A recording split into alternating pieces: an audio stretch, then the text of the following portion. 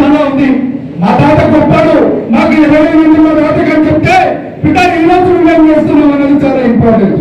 అవునా కాదా? ఎందుకంటే ఈ యొక్క కార్యక్రమం ముఖ్య ఉద్దేశం కొత్తగా వచ్చేటటువంటి వ్యక్తులు పార్టీలోకి ఆహ్వానించుకోవాలి, పాతగా ఉన్నటువంటి వ్యక్తులు బలంగా కలుపుకొని ముందరికి వెళ్ళాలి. వాస్తవం కదా? అంటే ఈ యొక్క కార్యక్రమం పార్టీ తెలంగాణలో బలపడుతుంది కాబట్టి ఆ దిశగా ఆలోచిస్తూ బలంగా రేపు జరగబోయేటటువంటి జెడ్పీటీసీని కానీ ఎంపీటీసీని కానీ ప్రతి ఒక్క గ్రామంలో ఖచ్చితంగా 2-3 గ్రామాలకు, ఒక గ్రామానికో ఓటర్ లిస్టు ఓటింగ్లు బట్టి మనకు ఒక ఎంపీటీసీలు జరుగుతాయి. అవునా కదా? అందరం నిలబడతాం, ఖచ్చితంగా నిలబడతాం. ఎందుకంటే పోరాడితే పోయేదేమీ లేదు, ఏదో బానిస సంఖ్యని తప్ప చెప్పి పోరాడుతుంటది. కానీ ఇది మాత్రం ఖచ్చితంగా చెప్పి మరొకసారి నేను చెప్పదలుచుకున్నా. అదేవిధంగా ఇందాక మిత్రుడు అన్నాడు, అన్న మన పక్క రాష్ట్రం మా దగ్గర 2 గన్నులు AK-47 అని చెప్పేసి. మిత్రమా, నేను ఒకటి చెప్తున్నా, గన్నులు 2 కాదు 200 ఉన్నా దాంట్లో పునః లేకపోతే వేస్ట్. కాబట్టి నాయకుడు పవన్ కళ్యాణ్ గారు చెప్పి ఈ సందర్భంగా నేను బలంగా తెలియజేస్తున్నా. సమస్యలు ఎన్ని వచ్చినా సరే గతంలో కూడా ఏ రోజు రాష్ట్రంలో గతం తిరిగి చూడకుండా సమస్యలు ఎన్ని వచ్చినా సరే జైల్లో పెట్టినా, ఇంకెవరైనా చేసినా, ప్రలోభనకు పెట్టినా, ఇబ్బందులు పెట్టినా పార్టీ ఆఫీసుని 8 సంవత్సరాలుగా నాగరికర్లు ఉమ్మడి వైపునగర్ జిల్లా నుంచి రన్నింగ్ చేసిన ఘనత 13 బిడ్డలు అని చెప్పి మరొకసారి నేను తెలియజేస్తున్నా. ఆయనకి నిజంగా మిత్రుడు చెప్పాడు, 13 జిల్లాలు అంటే పవన్ కళ్యాణ్ గారు ఒక ప్రత్యేకమైనటువంటి అభిమానం.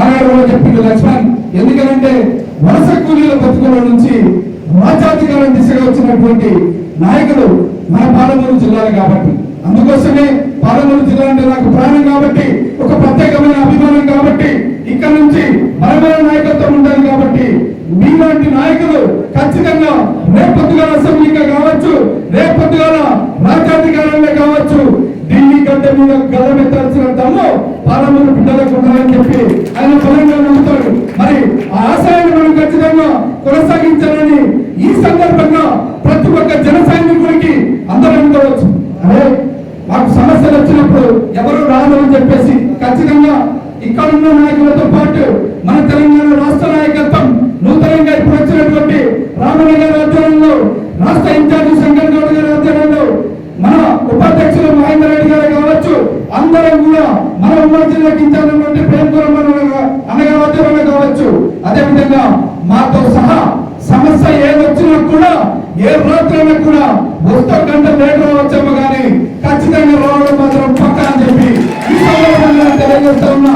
ఎందుకంటే ఒక కార్యకర్త గ్రామంలో పనిచేసినప్పుడు మొదటగా భయపడేది అవతల పార్టీ వ్యక్తులకి, ఏదైనా కేసు పెడతారేమో, లేకపోతే ఇంకో రకంగా ఇబ్బంది పెడతారేమో, లేకపోతే ఇంకో రకంగా మమ్మల్ని ప్రలోభ పెడతారేమో అని చెప్పేసి. అరే ఒక్కటి చెప్తున్నా, జనసేన పార్టీ కార్యకర్తలకి ఒక్కటే ఉండదు నినాదం, జీరో హైతో మరణ సీకో, కదం కదం పర్ మరణ సీకో.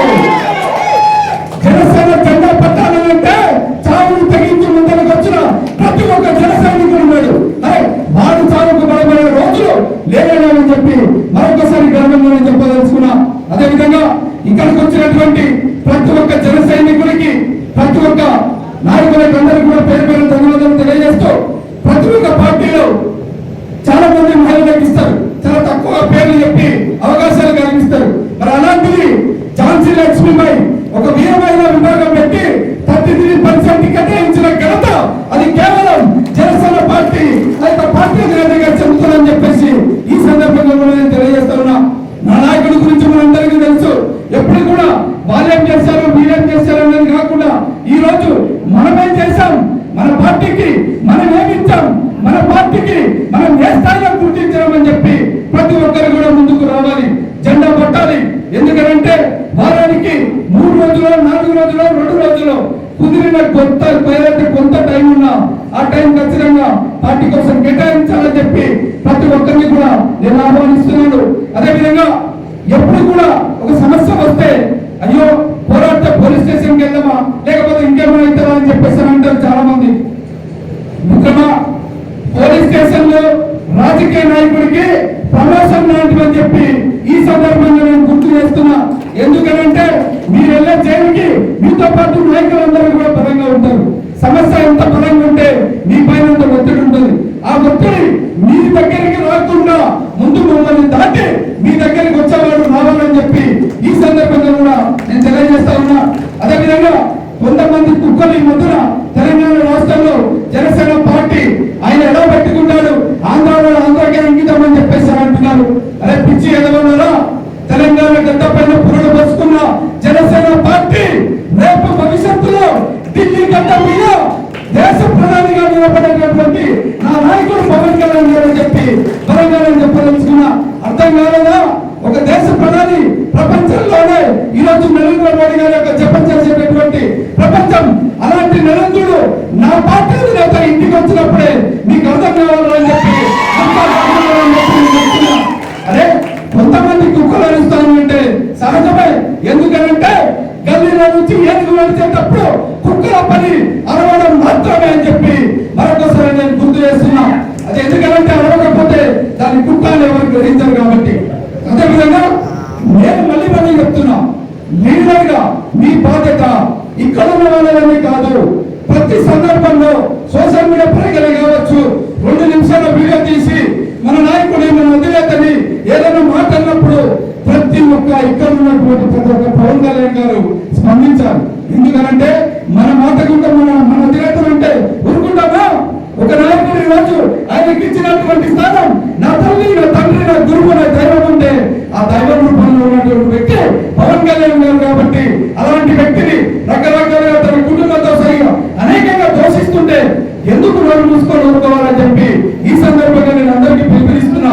ఖచ్చితంగా మిత్రమా, మీకున్న పరిధిలో మీకున్న శక్తి మేరకు ఖచ్చితంగా ఎవరు ఏ స్థాయిలో ఎవరైనా సరే పార్టీనే కావచ్చు, పార్టీ నాయకులనే కావచ్చు, పార్టీ అధినేతలే కావచ్చు, ఖండించినటువంటి పక్షంలో బలంగా తిప్పి మీరు ఒక్కొక్క నాయకుడిగా తిరగబడాలని చెప్పి ఈ సందర్భంగా కూడా నేను అందరికీ పిలుపునిస్తున్నా.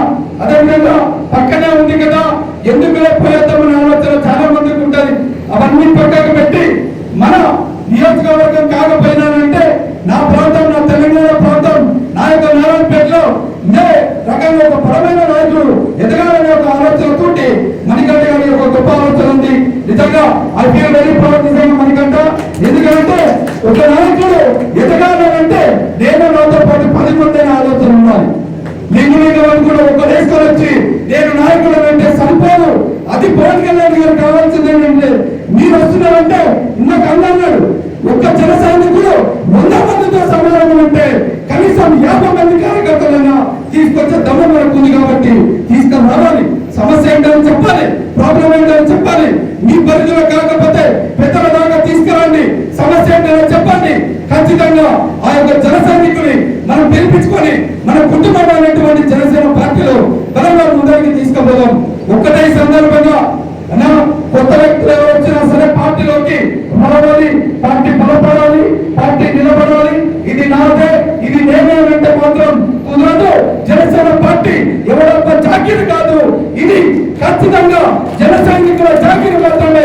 కేవలం మీరు పట్టినటువంటి భిక్ష ఈ రోజు పదవులన్నీ కూడా అలాంటి పదవి ఖచ్చితంగా గౌరవిస్తూ మాకు మా నాయకుడు ఇచ్చినటువంటి ఒక్కటే ఖచ్చితంగా కార్యకర్తలకు నాయకుడు అనేవాడు ఎప్పుడు కూడా సేవకుడుగానే ఉండాలి తప్ప నాయకుడు ఆలోచన పక్కకు పెట్టాలని చెప్పి చెప్పడం జరిగింది.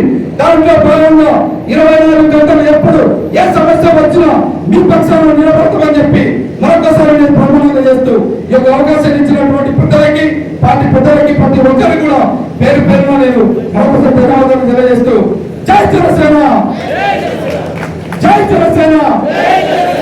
మీరు గట్టిగా ఇచ్చేంత వరకు నేను వస్తూనే ఉంటాను. కనుక కొంచెం అర్థంగా లేక మధ్యలో ఎందుకు నాన్ వెజ్ ఎక్కువ అయిపోయి తగ్గిస్తా. ఖచ్చితంగా లక్ష్మణుడు బలంగానే ఉంటాడు. గతంలో కన్నా 100 రెట్లు బలంగా ఉండాలి. 4 అడుగులు వెనకలేస్తే సైలెంట్ గా ఉండేటోడు కాదు. ప్రాణాలను సైతం లెక్క లేకుండా పాలపురి జిల్లాలో చట్టాన్ని బాగా పాతినోడు ఈ లక్ష్మణ్ గౌడు. నాకు కుటుంబం ఒక్కటే, నా కుటుంబం జనసేన పార్టీ. ప్రాణాలైనా సరే